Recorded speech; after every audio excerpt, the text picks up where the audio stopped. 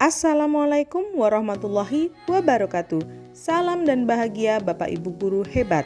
Jumpa lagi dengan saya Deni Mustikasari, CGP Angkatan 10, Situbondo, Jawa Timur, akan menjelaskan tentang modul 2.3 koneksi antar materi, coaching untuk supervisi akademik. Tujuan pembelajaran khusus pada koneksi antar materi yaitu menyimpulkan dan menjelaskan keterkaitan materi yang diperoleh dan membuat refleksi berdasarkan pemahaman yang dibangun selama modul 2 dalam berbagai media.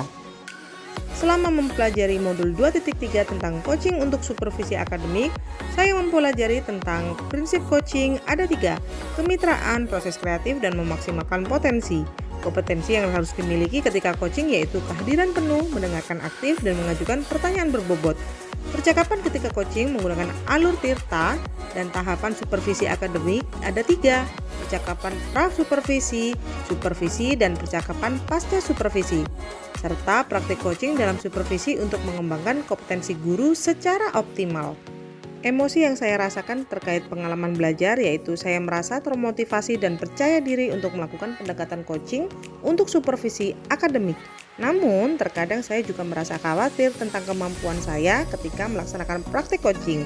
Apakah sudah sesuai atau masih belum optimal? Hal yang sudah baik yaitu saya sudah terlibat aktif dalam ruang kolaborasi. Saya sudah melakukan kolaborasi dengan rekan CGP ketika melaksanakan demonstrasi kontekstual dan saya merasakan sensasi menjalankan peran menjadi supervisor, coach, dan coachee. Hal yang perlu diperbaiki yaitu persiapan sebelum coaching, saya perlu menyiapkan pertanyaan yang berbobot untuk memantik coachee. Kemudian saya harus berlatih sesering mungkin dalam praktek coaching agar kemampuan komunikasi menjadi lebih baik. Saya juga harus lebih terbuka sehingga coachee dapat menemukan sendiri solusi dari permasalahannya. Terkaitan terhadap kompetensi dan kematangan diri pribadi, materi dalam modul 2.3 ini sangat bermanfaat bagi saya sebagai pendidik dan pemimpin pembelajaran yang membantu dalam memberdayakan dan mengoptimalkan potensi yang dimiliki oleh guru di sekolah. Bagaimana mengintegrasikan teknik coaching dengan kegiatan supervisi akademik yang sudah biasa dilaksanakan di sekolah?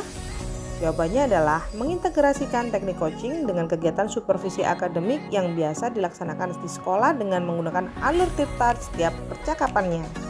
Diawali dengan percakapan pra-observasi untuk menentukan tujuan, kemudian observasi untuk identifikasi permasalahan, dan terakhir percakapan pasca observasi untuk membuat rencana tindakan perbaikan dan komitmen pelaksanaannya. Coaching merupakan hal penting untuk mewujudkan pembelajaran yang berpihak pada murid.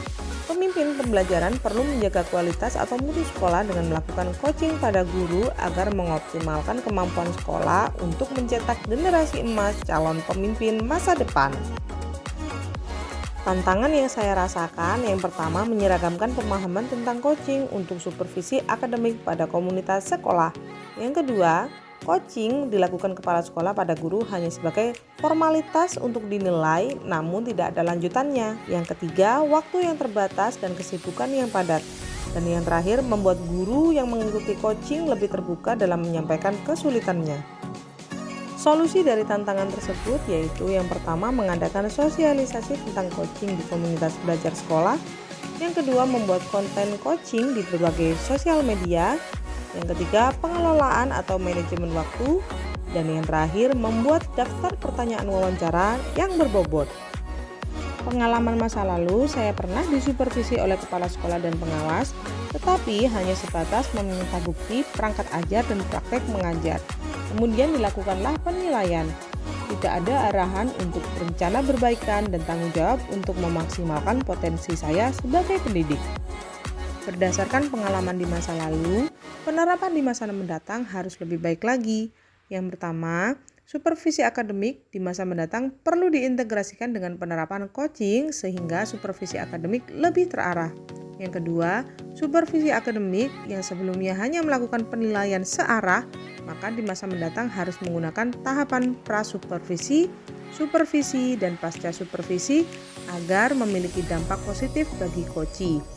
Yang terakhir, ketika melakukan supervisi akademik di masa mendatang, perlu menerapkan prinsip coaching yaitu kemitraan, proses kreatif, dan memaksimalkan potensi coachee. Konsep yang saya pelajari pada modul yang sebelumnya yaitu pada modul 2.1 saya mempelajari tentang pembelajaran diferensiasi untuk memenuhi kebutuhan belajar murid. Sedangkan pada modul 2.2 saya belajar tentang pembelajaran sosial emosional dengan mengintegrasikan hasil belajar di modul 2.1 dan 2.2. Coaching untuk supervisi akademik akan berjalan lebih bermutu, memahami coaching dengan menerapkan coaching yang berdiferensiasi dan menerapkan KSE pada coaching sehingga membantu untuk mengembangkan potensi dirinya. Kegiatan supervisi bertujuan menciptakan iklim yang kondusif dan lebih baik pada kegiatan belajar mengajar melalui pembinaan dan peningkatan profesionalisme guru. Supervisi pada prinsipnya merupakan kegiatan untuk membantu dan melayani guru agar lebih bermutu sehingga terbentuk situasi proses belajar mengajar yang lebih baik dalam rangka mencapai tujuan pendidikan. Sekian penjelasan tentang koneksi antar materi modul 2.3, coaching untuk supervisi akademik. Terima kasih telah menyaksikan, semoga menginspirasi. Salam tergerak, bergerak, dan menggerakkan. Akhir kata, wassalamualaikum warahmatullahi wabarakatuh.